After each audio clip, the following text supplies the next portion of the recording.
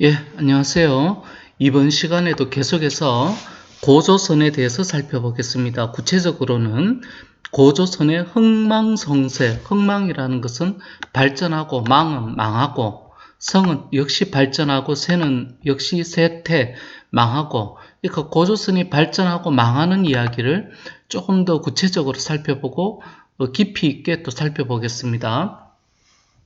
지난 시간 이야기했던 내용이지만 다시 한번 강조합니다. 고조선은 청동기 부족, 구체적으로는 천신신앙을 믿던 환웅 집단, 환웅은 어디의 아들이다라고 했죠? 하늘의 아들이라는 집단, 이런 신앙이 천신신앙이죠. 몇 명? 3천여 명. 그러니까 청동기 부족과 신석기 부족, 다른 말로 말하면 곰 부족이죠. 곰 부족, 그리고 호랑이 부족. 그리고 이런 곰을 믿던 호랑이를 믿던 신앙을 토테미즘, 이런 신앙은 신석기 시대 신앙이죠. 즉,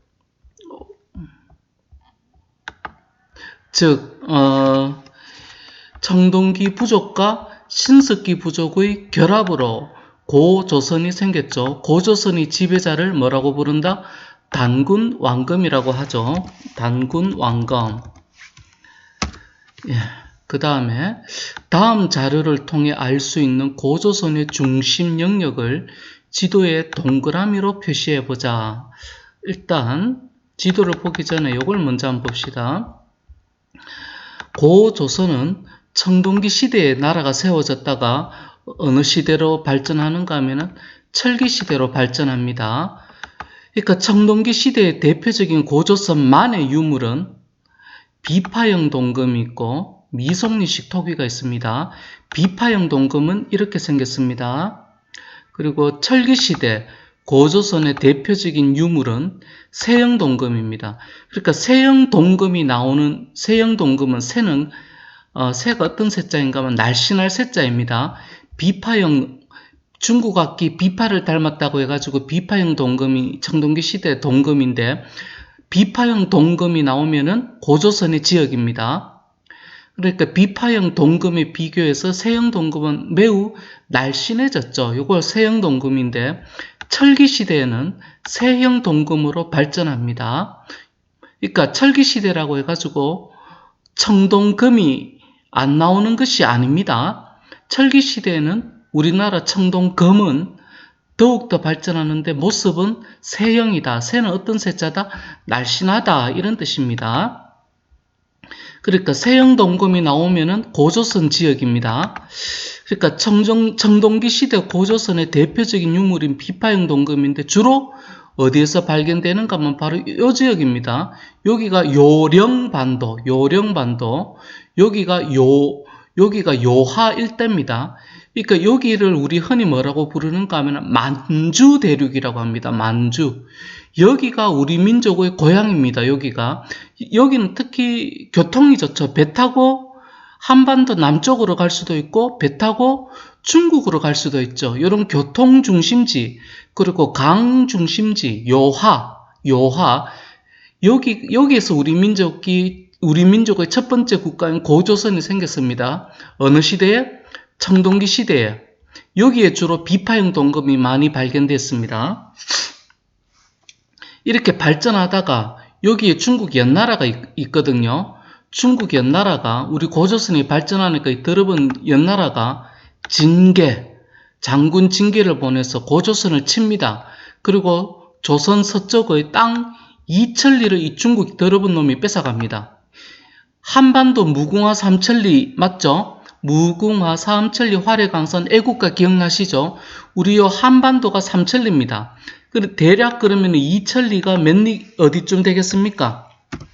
대략 2천리가 요 일대입니다. 대략 여기서 요까지. 여기가 백두산이거든요. 백두산에서 왼쪽으로 흐르는 강이 압록강, 백두산에서 오른쪽으로 흐르는 강이 두만강. 그러니까 대체로 여기에서 요까지 2천리가 되겠죠. 여기를 뺏깁니다. 그러면 철기시대 고조선의 중심 지역은 어디냐? 바로 여기 평양. 점이 많이 모여있죠. 여기 평양 대동강.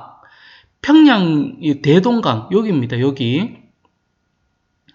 여기가 고조선의 중심 지역으로 이제 발전합니다. 안타깝게도 만주를 이때 잃어버립니다. 만주를 언제 그러면 찾느냐? 고구려 가면 찾습니다. 고구려 가면 다시 이 일대는 우리 땅이 됩니다. 자, 그러면은 밑에 지도를 한번 볼까요? 청동기 시대 고조선의 중심 영역. 예, 여기죠. 요하 여기, 그리고 요령반도 여기 동그라미, 여기 동그라미, 크게는 요렇게 동그라미 치면 되겠죠. 철기시대 여기입니다. 여기가 무슨 강이 흐르는?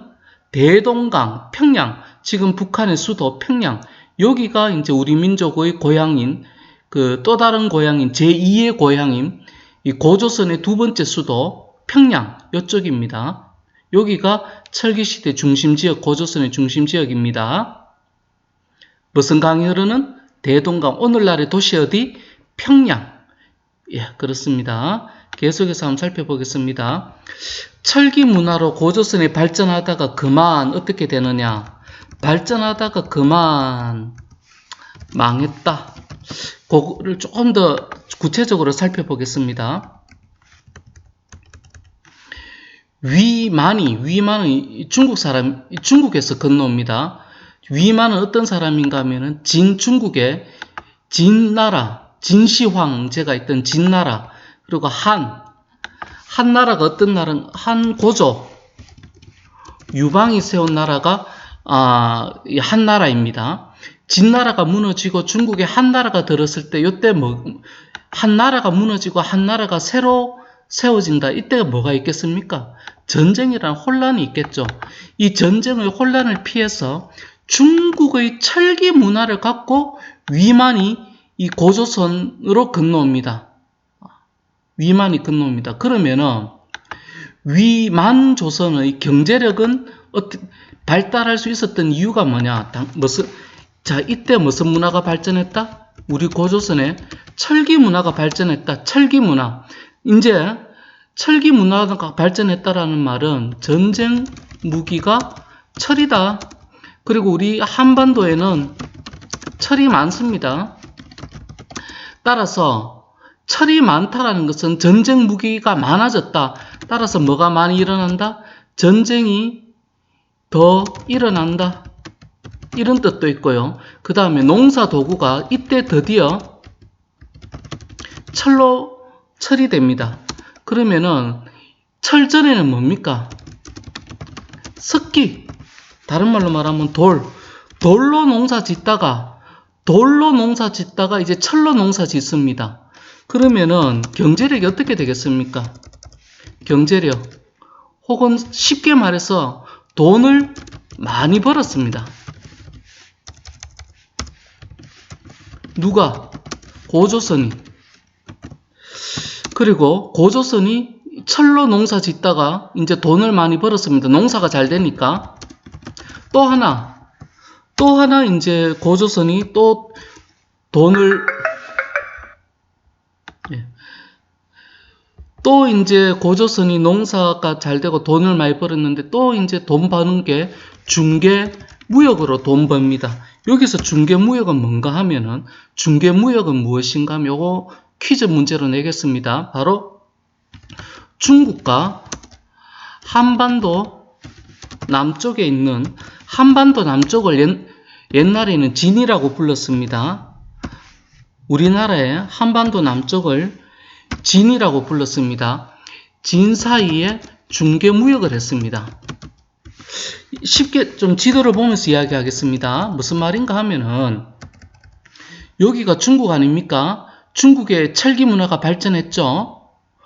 여기는 한반도 남쪽입니다. 여기를 한 글자로 뭐라고 불렀다? 진. 여기는 무슨 어느 나라가 있다? 고조선. 그러니까 한반도 남쪽의 진나라 사람들은 중국의 철기 문화를 배우려고 합니다. 그럼 어디를 통과해야 됩니까? 고조선 지역을 통과해야 되겠죠. 그러면 고조선 사람들은 그냥 우리 땅 잘 지나가, 우리 땅 지나가라고 했을까? 아니면 돈 내놔라고 했을까요? 돈 내놔 그랬겠죠. 그게 무슨 무역이다? 중개무역이다. 중국 사람들은 물건을 여기 팔고 싶었습니다. 팔려고 하니까 중국 사람들도 어디를 지나가야 된다? 예, 고조선을 지나가야 됩니다. 그럼 고조선 지나갈 때 고조선이 자, 안녕히 가세요 라고 했을까요? 아니면 돈 내놔 라고 했을까요? 돈 내놔 라겠죠. 그러니까 중국과 요 사이에 있으면서 돈을 받았습니다. 무역을 하면서. 이걸 무슨 무역이라고 한다? 중개무역이라고 합니다. 그러면 중국은 짜증난다 안 난다? 짜증납니다. 고조선이 자꾸 발전하니까 돈이 많아지니까 강한 나라는 우야 됩니까? 중국은 칩니다. 그래서 중국 한나라가 고조선에 쳐들어옵니다. 쳐들어와서 고조선은 1년 동안 전쟁하다가 결국은 중국에게 망합니다. 우리 고조선은 중국에 망하니까 뭐가 된다? 식민지가 됩니다. 식민지가 되면 뭐 해야 됩니까? 독립투쟁을 해야 되겠죠.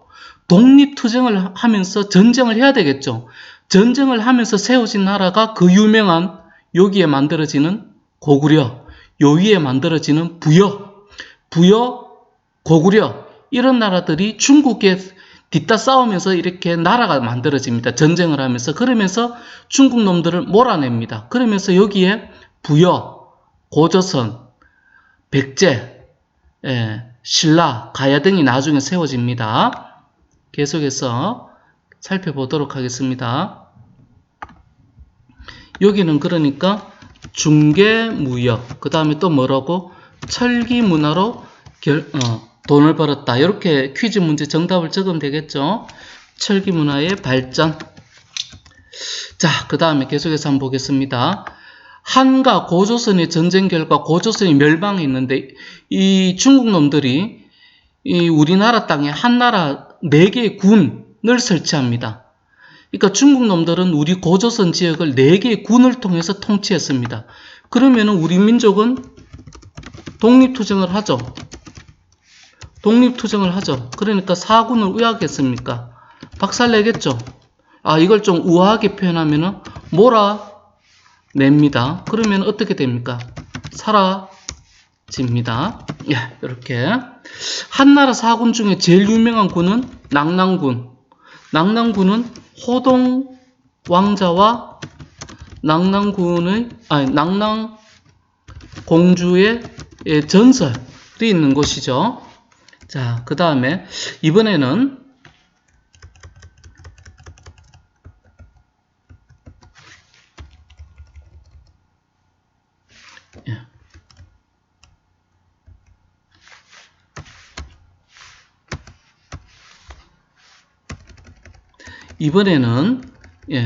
잭과 콩나무라는 동화를 보고 고조선 사회를 조금 더 살펴보도록 하겠습니다. 잭과 콩나무 한번 읽어보겠습니다. 옛날 옛적 어느 곳에 어머니와 가난한 소년 잭이 오두막에서 부자로 살고 있었다? 아니죠. 가난하게 살고 있었습니다. 젖소가 유일한 수입인데 젖소가 우유가 안 나오니까 잭의 어머니는 소를 시장에 팔으려고 합니다. 잭은 길을 가다가 어떤 남자로부터 콩을 받고 소를 줍니다. 집에 돌아온 잭은 어머니에게 콩을 주었지만 화가 난 어머니는 콩을 집 밖에 있는 정원에 던집니다.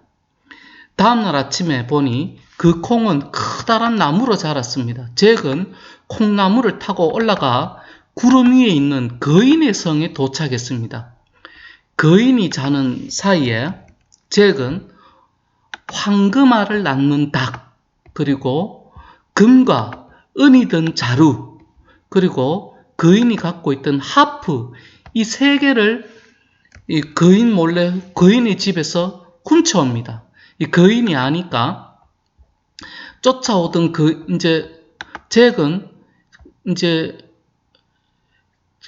잭은 콩나무를 도끼로 자르고 잭을 쫓아오고 있던 거인은 콩나무에서 떨어져 죽게 됩니다.